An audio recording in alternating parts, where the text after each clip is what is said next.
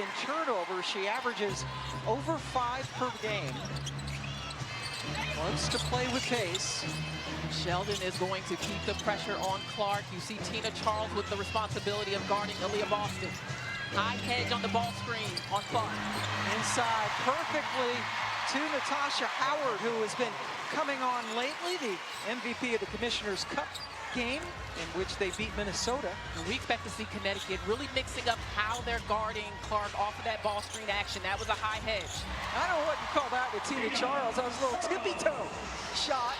Did not lift up that foot and got the bucket. One thing you know about Tina Charles, she has every shot in her arsenal.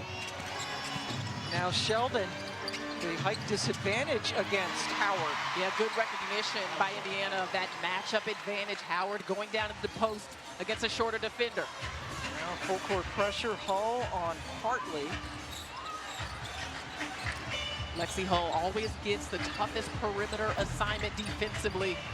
She will stay in Bria Hartley shorts. Great job by Nelson Adota on the boards. 4th year out of Connecticut. She's averaging career highs in points, rebounds, and assists this season. Now you see a trap there on Clark, forcing her to give up the ball, but Indiana keeps the ball moving in rotation, and that's something about this team.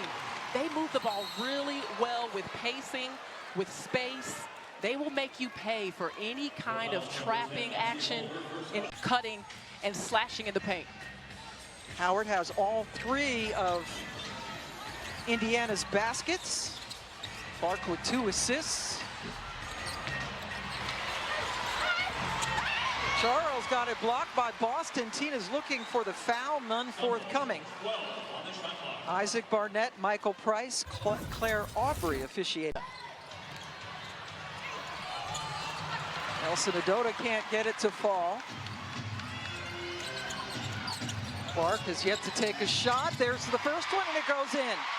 And notice she kept her eyes on the rim the entire time in that action. Got a quick drag screen and went right into the paint. Clark has really been struggling shooting the 3, particularly on the road this year. We saw her take it in off the bounce that time. And some pressure from Indiana there.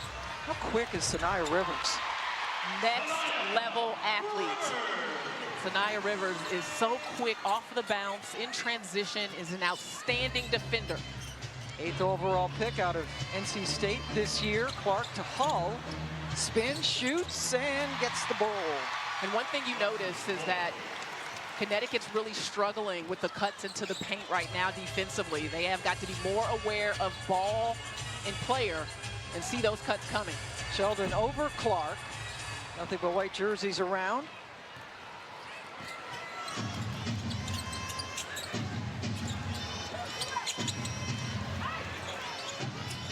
Nice cut by Hull. Boston found her, and then Howard, good ball movement to start things off here for the Fever. It's ball movement, but it's also player movement. Again, Connecticut is losing sight of their assignments. They've struggled on the defensive end with their consistency this year. They've got to communicate on those cuts. Offensive rebound by Nelson Adota, and this time she was stuffed by Howard. Hull spots up and nails it. The 3 for Hull. The Fever have not missed a shot. Testing in her adopted hometown. She is from St. Thomas in the Virgin Islands, and putting money into the women's professional soccer league. It's so important. She has been so close to the state of Massachusetts, to the Boston area, as Natasha Howard gets a layup there. So very fitting not only for her to have her own day, but her giving back and paying it forward, bringing that next level of exposure to women's sports. I love it. That basket stops a 9-0 Fever run. Nelson Adota with the basket. Indiana leads the WNBA. They have the highest field goal percentage, and so far they are perfect. 8 for 8. Sanaya Rivers now guarding CaitlincLark, really putting the pressure on. She's a little taller than J.C. Sheldon, a little more athletic. Rivers listed at 6'1". That's the second turnover for Caitlin. Here's the 3. CaitlincLark on the road this year is 1 for 29 from 3-point distance. The Indiana Fever 30% from 3. on the road, so they're going to need to shoot better than that tonight.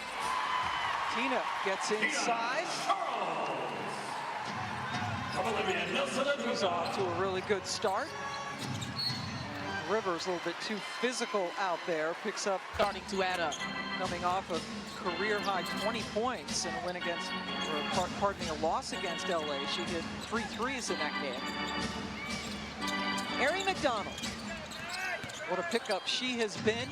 Came in as a injury replacement player. There's Sophie Cunningham. So both coaches going to their bench in Connecticut. Sophie Cunningham is playing so well recent games, 15 points per game, her last 2 shooting the 3 at a high percentage. Great pass by Tina Charles. And back cut by Lacan. On the rookie out of France. And it didn't take long. Averaging about 23 points per game over her last few. And shooting the ball very efficiently, but it's still her quickness no matter what, Pam, that blows me away every time I watch her play. Yeah, she is an absolute blur. Lindsay Allen in now to play the point for Connecticut. Charles, second chance, not fouled. And the way that Diana Taurasi has more points. The upcoming WNBA national TV schedule tomorrow. The Fever play a back-to-back versus Team Warrior. We're getting there, Pam. It's almost time. How about those shots of Indianapolis? Already painted and decorated and ready for us to arrive. It's going to be spectacular. Kelsey Mitchell with the last basket. And then Anissa Morrow, how about that? That's just her 7th 3 of the season. That's a confident looking stroke from the rookie. And Tina Charles gets a steal. Doing it all, and it's going to get an assist on the Allen basket. So as well as Indiana is shooting 11 of 13, they're only up 2. Cunningham. This is what Connecticut needs to do. Play downhill, try to get some transition buckets, play through Tina Charles in the half court when they can. But so far, doing a nice job of just creating some offense with a team that's rather newly assembled and with some new pieces.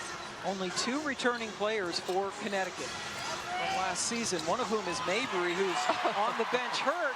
And there's one of the puppies. That's the rookie Lacan. Who's what, 5 games in to her WNBA debut? It's a 7-0 here. Last foul was on Lindsay Allen. 2 minutes remaining in the quarter. Here's Dantes.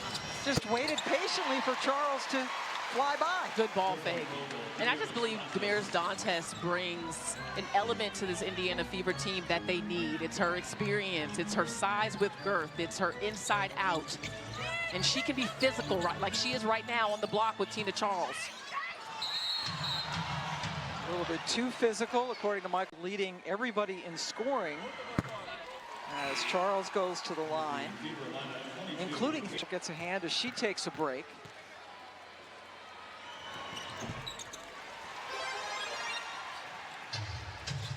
Charles delivers at the line. Clark working against Lacan. Dantes blocked cleanly by Charles, and Tina takes off. Tina looks like the youngest player on the floor in the first few minutes of this game, Pam. She is sprinting, wants the ball back, and instead Morrow missed the jumper. Charles bringing a lot of energy, talked to her excitement to come back to Connecticut, where she started her WNBA career. There's always something special about the team. Ari McDonald to get this, and see, I jinxed her. Yep. Ari listed at 5'6". Lindsay Allen from Mitchellville, Maryland. Nobody home on the transition defense. That right side of the floor on the drive has been wide open for Connecticut. And Connecticut has taken the lead. It's an 11-3 run. Ari right into the teeth of the bigs. And get in help position. Last foul on Nelson Adota sends McDonald. Played with LA last year and was not on a roster at the beginning of this season. Leading the WNBA in assist to turnover ratio, takes good care of the ball, comes in, turns up the pace, and plays great defense. The Sun, 22 of their points so far in the paint. That one rimmed out. Caitlinclark bringing the ball up. She's got